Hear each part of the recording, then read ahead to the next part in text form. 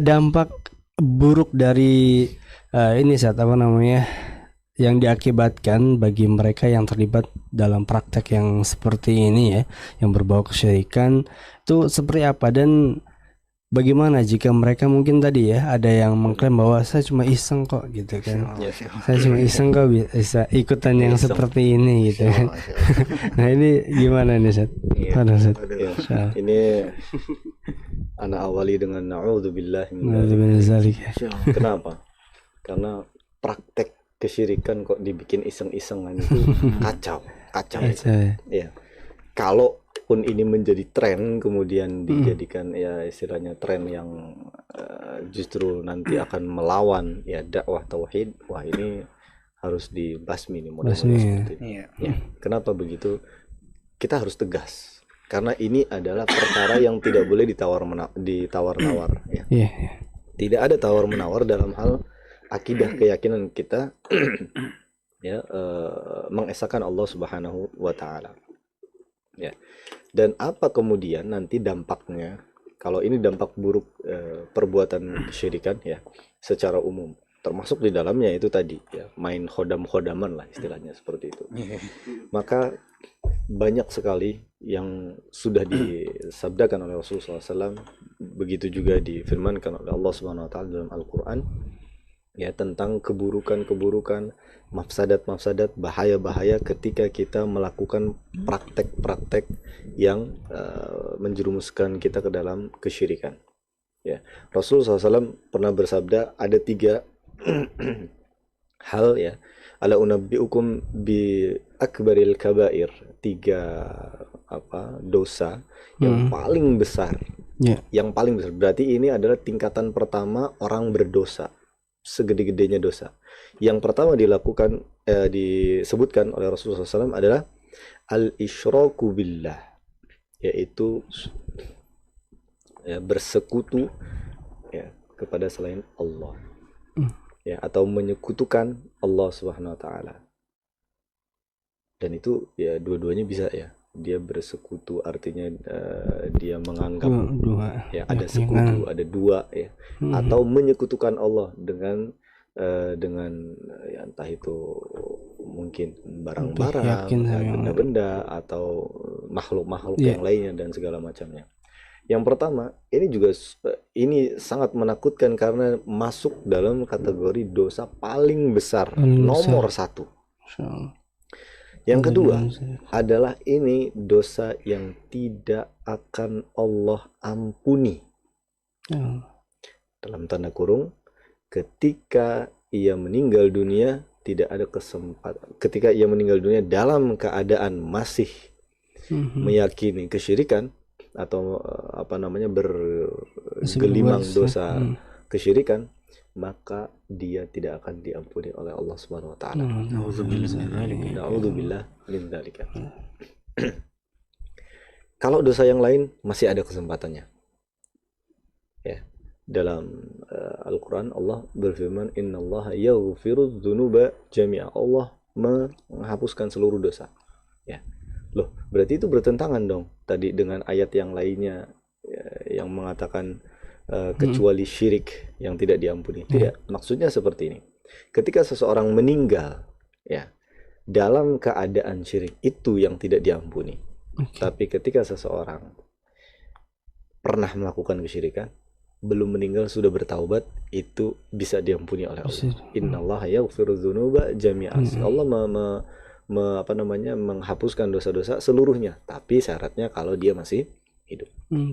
Nah, ancamannya kalau orang berbuat syirik tadi kan, kalau dia masih hidup dapat dosa paling besar.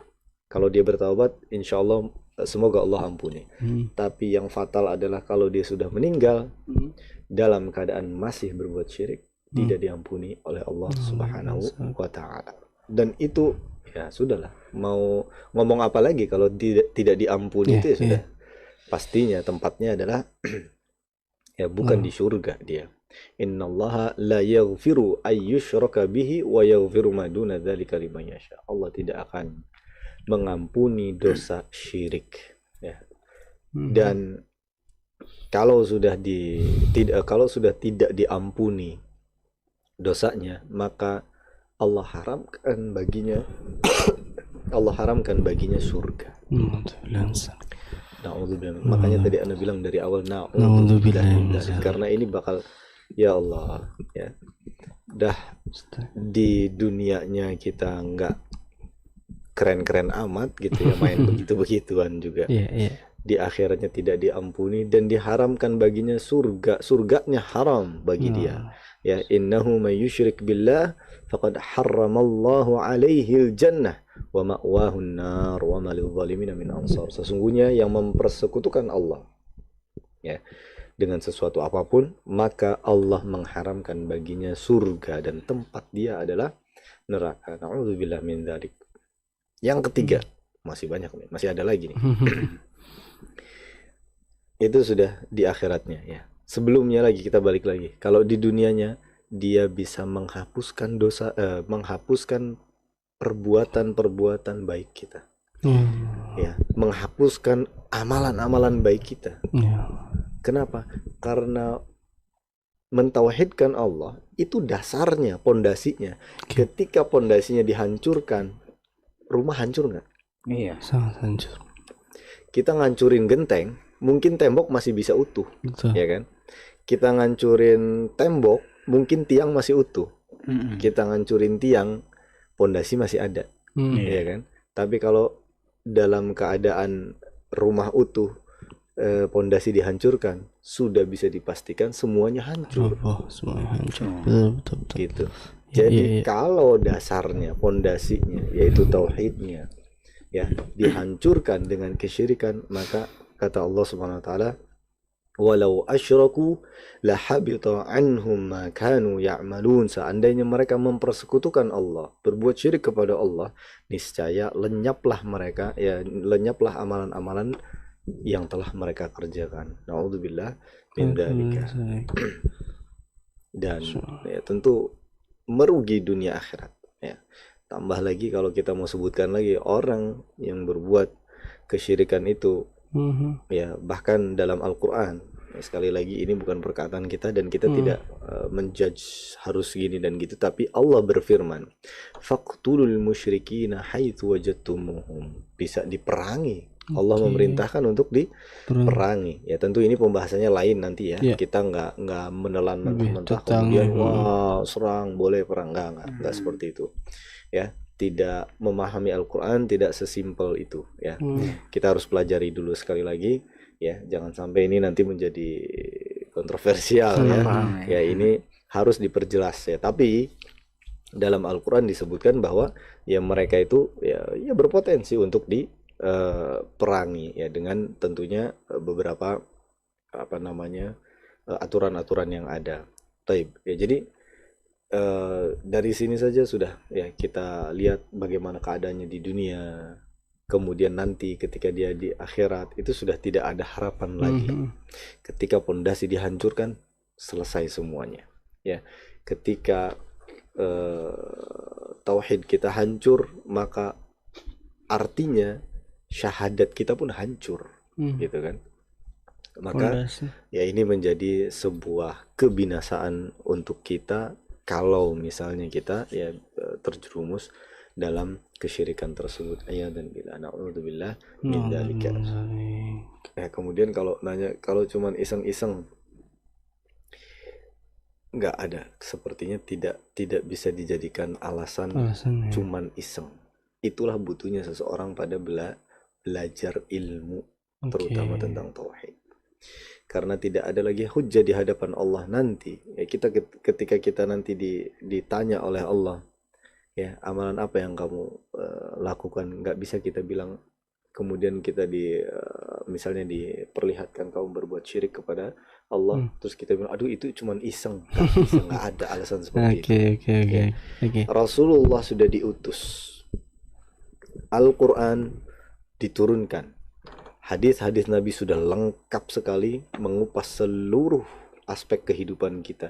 Tidak ada alasan kita mengatakan iseng. Dalam masalah agama kok iseng. Maka jangan. Kalau beda sama kalau belum tahu ya. Kalau belum tahu kemudian dia bertaubat, beda cerita. Tapi kemudian kayaknya ini kesyirikan tapi iseng aja, oh ini tidak ada toleransi, ya maka tidak boleh ya seperti itu, iseng-iseng dalam hal yang apalagi ya, kita tahu ini adalah sebuah kesalahan yang sangat fatal, keburukan, dosa, ya maka jangan dijadikan hujah bahwa kita iseng. Ya kalau kita melakukan suatu keburukan saja, ya melukai teman kita dengan dalil iseng, kira-kira tetap dimarahin nggak sama guru? Ya tetap dong, dinasehatin habis-habisan sama guru, sama orang tua kita, ya tetap nggak ada istilah iseng. Ya. Kalau tidak sengaja mungkin ya sudah, mudah-mudahan bisa lebih hati-hati lagi. Tapi kalau iseng ya pasti ya kan, nggak ada cuman iseng kok lah, iseng kok nyakitin orang, gimana ceritanya? Gitu Isengnya kan? agak Iseng beda kok ya. Bedanya, aduh, ya, iseng kok berbuat zalimnya sama Allah lagi. Iseng apa seperti itu ya? Kalau mau bercanda ya bercanda yang sama-sama bikin ketawa, ya, yang pada apa namanya rambu-rambu yang tepat. Tapi kalau iseng bercanda yang melukai apa namanya ketauhidan, wah ini tidak bisa dijadikan alasan seperti itu. Maka ya marilah kita masing-masing ya saling belajar sebelum kita melakukan sesuatu itu kan kita harus ilmui dulu. Benar. Ya. Jangan sampai kita ngapa-ngapain istilahnya ngomong dulu baru mikir. Berbuat dulu baru mikir, salah itu. Mikir dulu baru ngomong. Mikir dulu baru berbuat. Ya. Kenapa? Karena kita harus mengilmui dulu terlebih lagi masalah-masalah yang berbau tentang ketauhidan seperti ini. Ya. Wallahu a'lam bishawab.